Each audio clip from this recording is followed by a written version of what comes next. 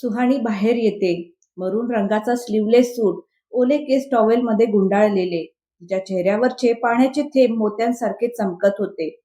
सम्राट क्षणभर तिच्याकडे पाहतच राहतो. सुहाणीही त्याच्याकडे पाहते. दोघांच्या नजरा भिडतात. क्षणभर शांतता आणि पुढच्या क्षणी दोघेही एकमेकांकडे रागाने पाहतात आणि लगेच आपापला चेहरा दुसरीकडे वळवतात. मग ती त्याला पूर्णपणे दुर्लक्ष करून पुढे निघून जाते. सम्राटचा राग आता शिगेला पोहोचला होता. तो मागून चिडून म्हणाला, "खूपच बेशिस्त मुलगी आहेस तू." सुहाणी आरशासमोर जाऊन केस टॉवेलमधून सोडवत म्हणाली, "सेम टू यू." हे ऐकताच सम्राट तिच्याकडे पाहत म्हणाला, "यू नो."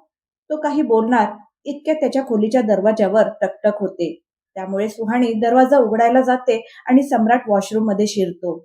आत जाऊन तो जोरात दरवाजा आपटतो. इकडे सुहाणी दरवाजा उघडते तर समोर आराधनाजी उभ्या होत्या. त्यांना पाहताच सुहाणी लहान मुलीसारखी त्यांना मिठी मारत म्हणाली, "गुड मॉर्निंग आई." आराधनाजीही तिला प्रेमाने मिठी मारतात. मग सुहाणीने विचारलं, "आई, तुम्हाला काही काम होतं का?" आराधनाजी प्रेमाने म्हणाल्या, "मी तर तुलाच बघायला आले होते. तू ठीक आहेस ना?" सुहाणी हसत म्हणाली, "हो, मी अगदी ठीक आहे आई." आराधनाजी तिचा हात पकडून म्हणाल्या, "माझं एक ऐकशील का बेटा?" सुहाणी मान हलवत म्हणाली, "बोला ना आई." त्या तिला आत घेऊन आल्या आणि समजावत म्हणाल्या, "हे बघ बाळा, मला माहित आहे की तू हे लग्न मान्य करत नाहीस आणि सम्राटही नाही. पण लग्न तर झालंय ना?" सुहानी शांतपणे सगळं ऐकत होती. आराधनाजी पुढे म्हणतात, "माझी इच्छा नाही की कुणी माझ्या मुलीवर बोट ठेवावं, कुणी तुला काही बोलावं."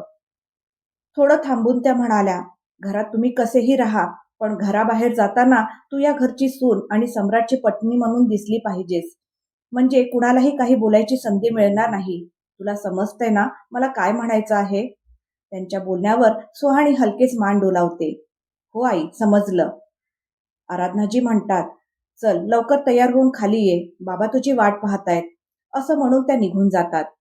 सुहाणी आरशासमोर येऊन उभी राहते. समोर सगळं शृंगाराचं सामान ठेवलेलं असतं.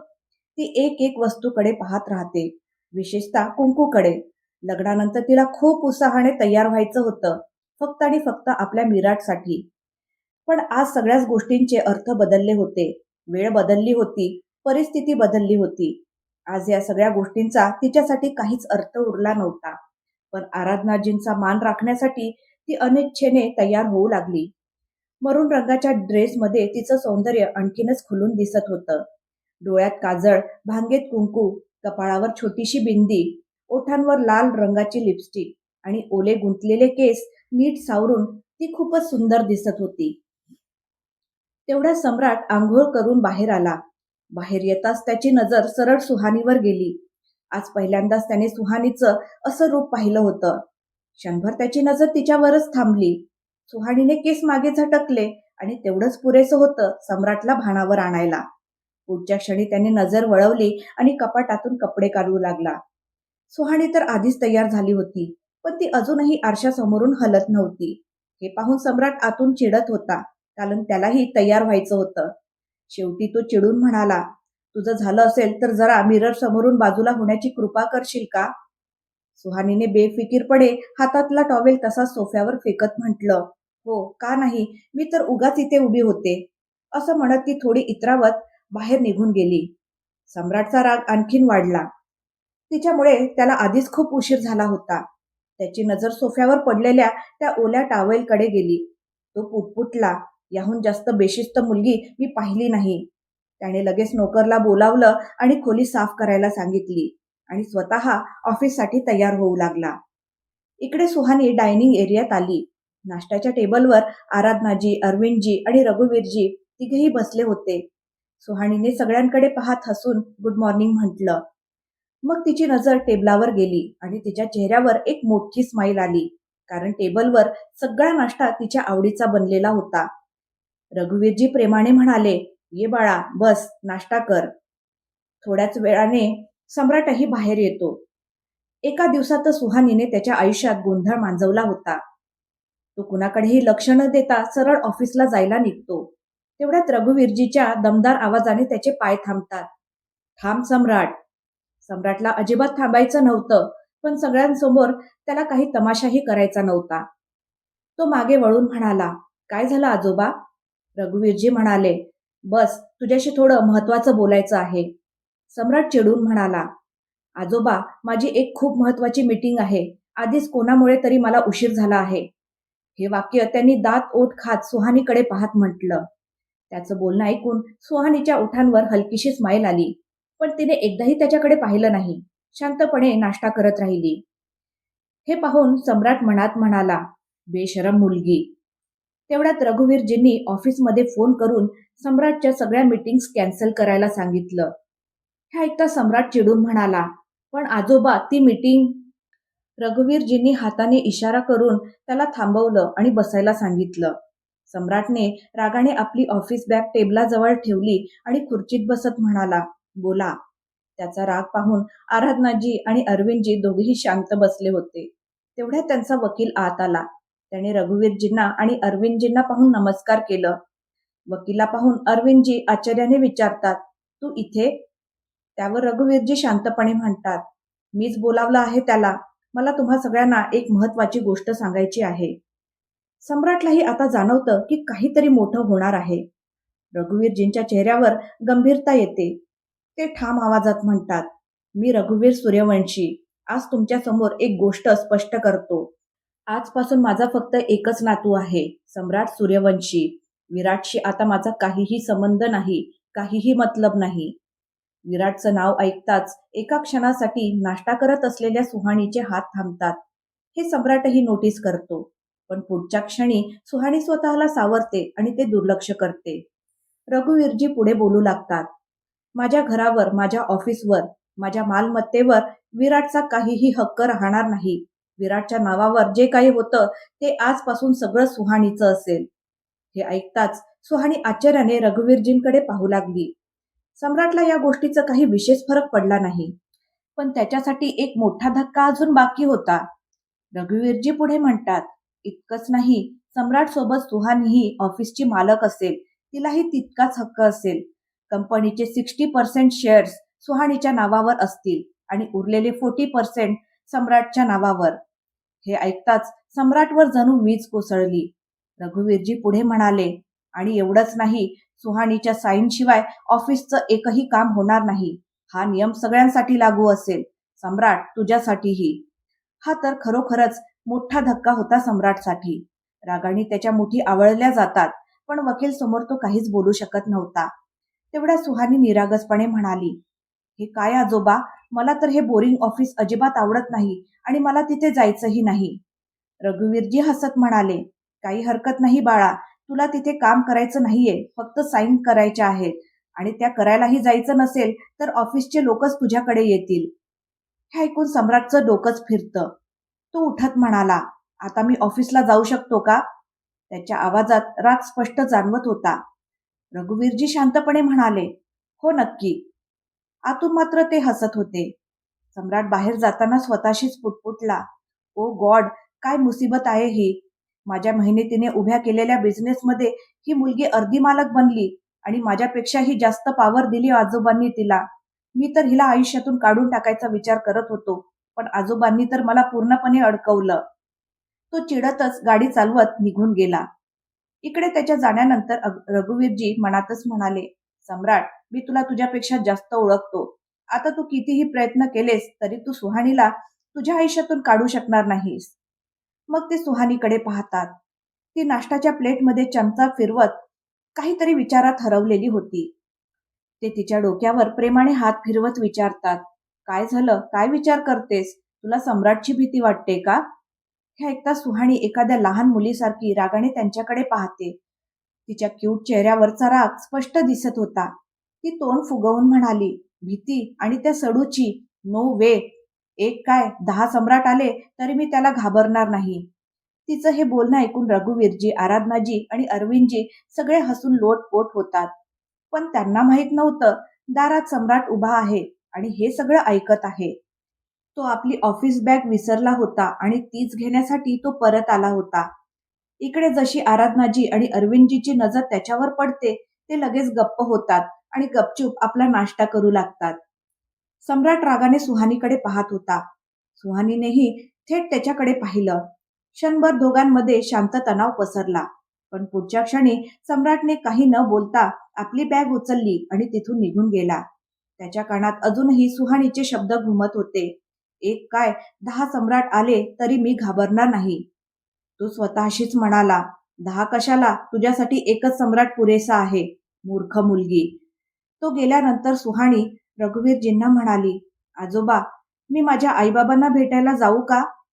रघुवीरजी प्रेमाने म्हणाले, बाळा, तुझं मन जे सांगेल ते कर. तुला जिथे जायचं असेल तिथे जा. माझी परवानगी घ्यायची गरज नाही. जा, तयारी कर.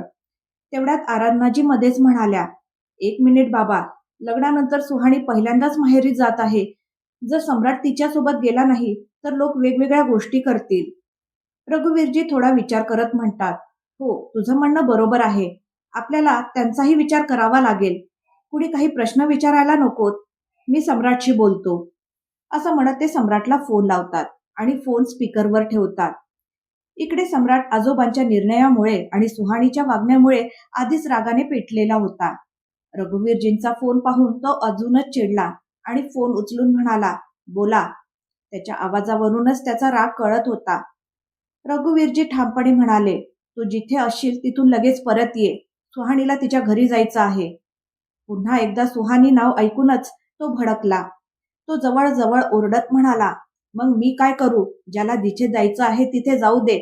मला कुणाशी काही घेणं देणं नाही. आणि हे सगळं मला का सांगताय? सुहाणी शांतपणे सगळं ऐकत होती. रघुवीरजी थोड्या कठोर आवाजात म्हणतात, कारण ज्याच्याबद्दल तू बोलत आहेस ना, ती तुझी पत्नी आहे आणि तुला तिच्यासोबतच जायचं आहे. सम्राट चिडून म्हणाला, किती वेळा सांगू, मी तिला माझी पत्नी मानत नाही आणि कधीच मानणारही नाही. माझ्याकडून काही अपेक्षा ठेवू नका की मी तिच्यासोबत कुठेही जाईन. असं म्हणत त्याने फोन कट केला. फोन कट होताच तो वैतागून म्हणाला, सुहानी सुहानी सुहानी, कंटाळा आलाय मला हे नाव ऐकून. तो आपला फोन बाजूच्या सीटवर फेकतो.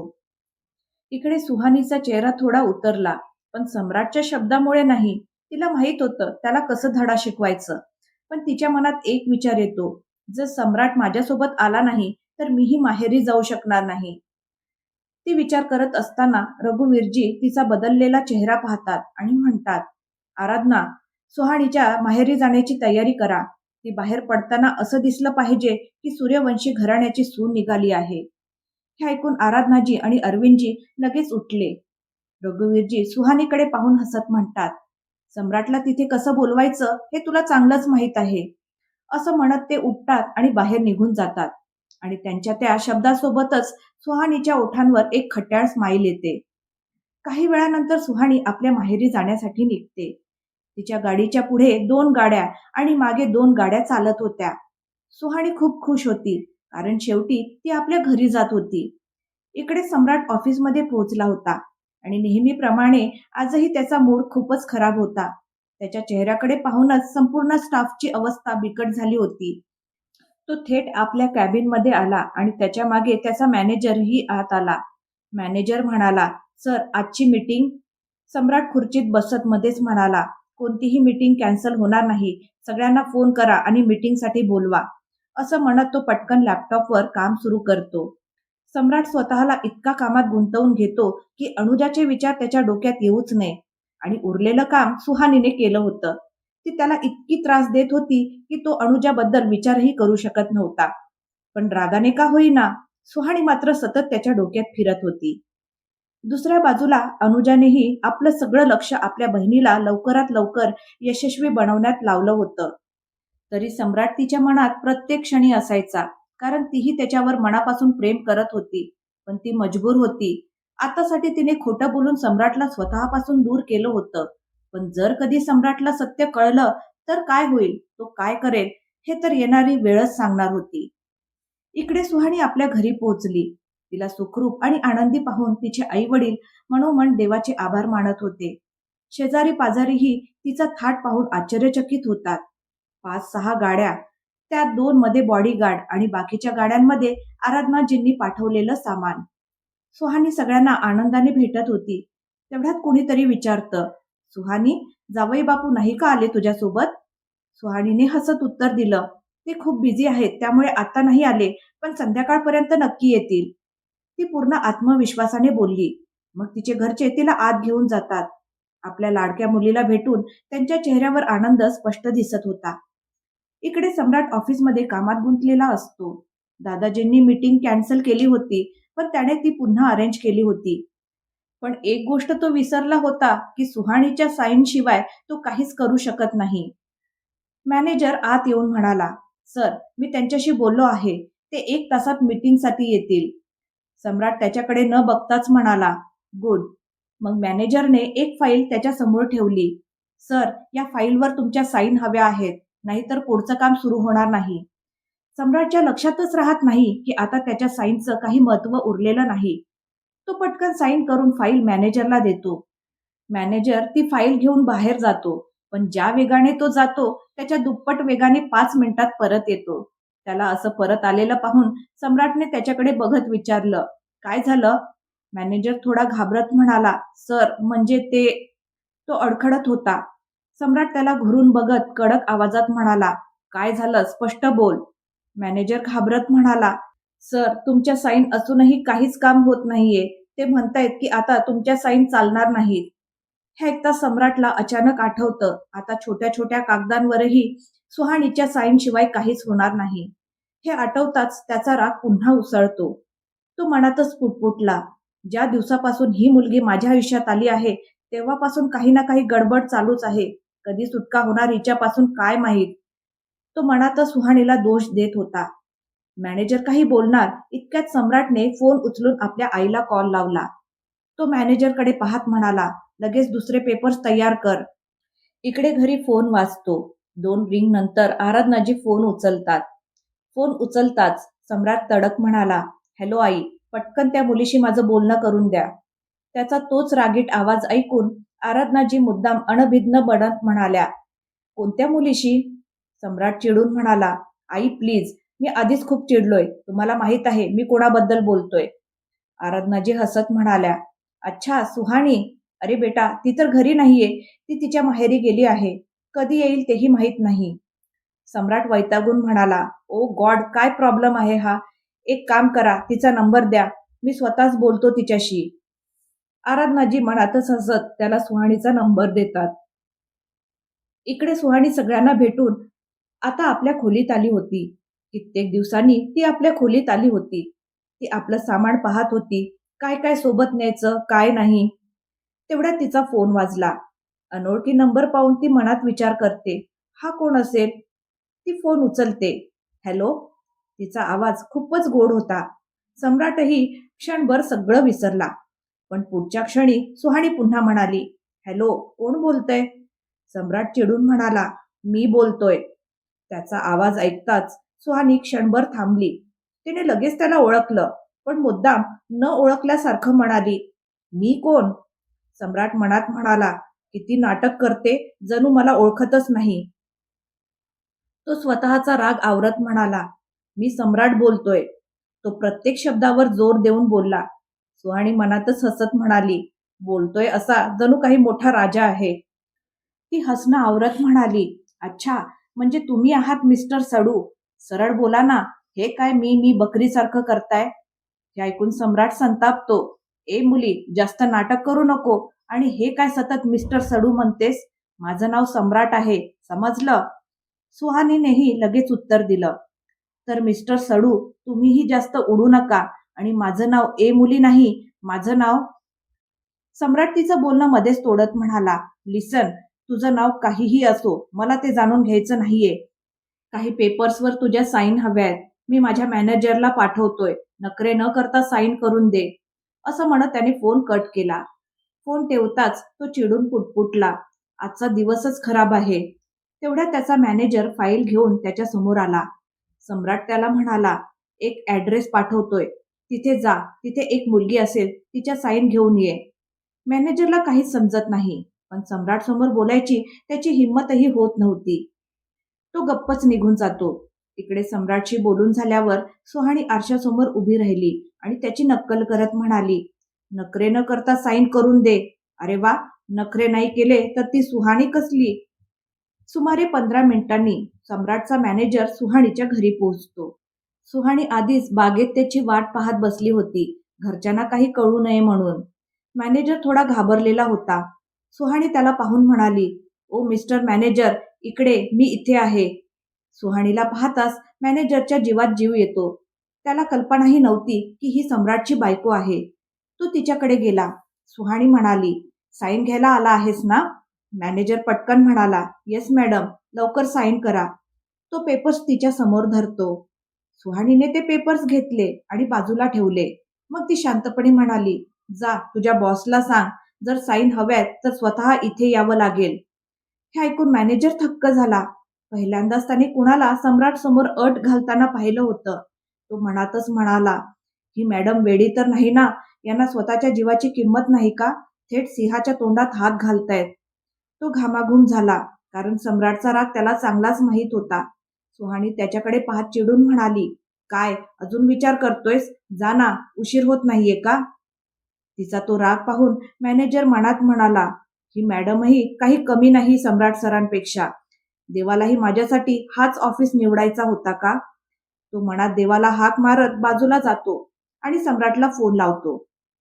इकडे सुहाणी बागेतल्या खुर्चीत निवांत बसून चहा पीत होती. फोन लागतो. इकडून सम्राट फोन उचलत म्हणाला, हा बोल, झाले का साईन? मॅनेजर घाबरत म्हणाला, नाही सर, अजून नाही झाले. हे ऐकताच सम्राट संतापतो. काय अजून नाही झाले? इतका वेळ काय करत होतास तिथे? एक साईन घ्यायला इतका वेळ लागतो का? मॅनेजरची अवस्था बिकट झाली. तो घाबरत म्हणाला, सर, आधी माझं ऐका. मॅडमनी साईन करायला नकार दिला आहे. सम्राट म्हणाला, काय? पण का? मॅनेजर अडखडत म्हणाला, सर, मॅडम म्हणतायत की. तो थोडा थांबला. सम्राट चिडून म्हणाला, अरे पुढे बोल. मग मॅनेजर एका श्वासात म्हणाला, सर, मॅडम म्हणतायत की साईन हव्यात तर तुम्हाला स्वतः इथे यावं लागेल. हे ऐकता सम्राटचा राग अक्षरशः 7व्या आसमानाला पोहोचला. व्हॉट द हेल, काय बकवास आहे ही? तिची एवढी हिंमत? तो संतापाने मॅनेजरचा फोन कट करतो आणि थेट सुहाणीला फोन लावतो. इकडे सुहाणी शांतपणे चहा पीत बसलेली होती. सम्राटचा नंबर पाहताच तिच्या चेहऱ्यावर गोड स्माईल येते. तिने फोन उचलला आणि कानाला लावत निवांतपणे म्हणाली, माझी अट तर ऐकली असेल ना? तिचा तो शांत टोन सम्राटला अजूनच चिडवतो. तो दात कचरत म्हणाला, shut up and listen to me carefully. मी तुझी ही बकवास अट अजिबात मान्य करणार नाही. शांतपणे त्या पेपर्सवर साईन कर. सुहाणी मंद हसत म्हणाली, अरे, इतक्या प्रेमाने रिक्वेस्ट कराल तर मी तर अजिबातच मानणार नाही. तिचं उत्तर ऐकून सम्राट आणि मॅनेजर दोघेही थक्क होतात. मग सम्राट स्वतःचा राग आवरत म्हणाला, ए मुली, माझ्या संयमाची परीक्षा घेऊ नकोस. तुझ्यामुळे मी आधीच खूप त्रासलो आहे. अजून नको. पटकन साईन कर, नाहीतर. तो पुढे बोलणार इतक्या सुहाणी त्याला त्याच्याच टोनमध्ये मध्येच थांबवत म्हणाली, लिसन मिस्टर सडू, मला पण काही शौक नाही तुम्हाला त्रास देण्याचा. पण मला माझं म्हणणं ऐकवण्यासाठी हाच एक मार्ग दिसला. कारण सरळ सांगितलं तर तुम्ही ऐकत नाही. मग मी काय करू? सम्राट थोडा शांत होत विचारतो, ओके फाईन, काय हवंय तुला? त्याचा आवाज अजूनही कडकच होता. सुहाणी गंभीर होत स्पष्ट शब्दात म्हणाली, माझं माझ्या फॅमिलीवर खूप प्रेम आहे. माझी इच्छा नाही की कुणी त्यांना तुमच्याबद्दल काही विचारावं किंवा त्यांना कुणासमोर लाज वाटावी. तुम्ही माझ्यासोबत आला नाहीत चालेल, पण रात्री मला घ्यायला यावं लागेल. जर तुम्ही माझी ही अट मान्य केली तर मी लगेच पेपर्सवर साईन करेन. सांगा, मंजूर आहे? दोन्ही बाजूंना काही क्षण शांतता पसरते. सम्राट स्वभावाने रागीट असला तरी तो समजूतदार होता. सुहाणीच्या प्रत्येक शब्दामागचं गांभीर्य त्याला जाणवत होतं. त्यानेही आपल्या कुटुंबासाठीच तिच्याशी लग्न केलं होतं आणि सुहाणीही आपल्या कुटुंबासाठीच उभी होती. मग त्याने एक खोल श्वास घेतला आणि म्हणाला, ओके डन, आय प्रॉमिस. मी रात्री तुला घ्यायला येईन. सुहाणीही लगेच म्हणाली, मग ठीक आहे, मी साईन करते. सम्राट काहीही न बोलता फोन कट करतो. सुहानी फाईल उचलते आणि शांतपणे त्यावर साईन करते. हे पाहून मॅनेजर पूर्णपणे हैराण होतो. आत्ताच जी मुलगी वादळासारखी भडकली होती ती आता इतक्या शांतपणे साईन करत होती. तो थोडा पुढे येत विचारतो, मॅडम काय झालं? सरांनी काय सांगितलं? तो जरा जास्तच फ्रेंडली होण्याचा प्रयत्न करत होता. सुहाणी त्याच्याकडे रागाने बघत म्हणाली, ते तुला जाणून घेण्याची गरज नाही. आपल्या कामाशी काम ठेव. मॅनेजरची तर बोलतीच बंद झाली. तो मनातच म्हणाला, ही पण सरांपेक्षा काही कमी नाही. सुहाणी साईन करून पेपर्स त्याच्या हातात देते. काही वेळातच मॅनेजर परत ऑफिसमध्ये पोहोचतो आणि काम पुन्हा सुरू होतं. इकडे घरी सुहाणी सगळ्यांना सांगते की सम्राट रात्री येणार आहे. हे ऐकताच घरात सगळे जावयाच्या स्वागताच्या तयारीला लागतात. संध्याकाळ होते. पूर्ण दिवस सम्राट मीटिंग मध्ये बिझी होता.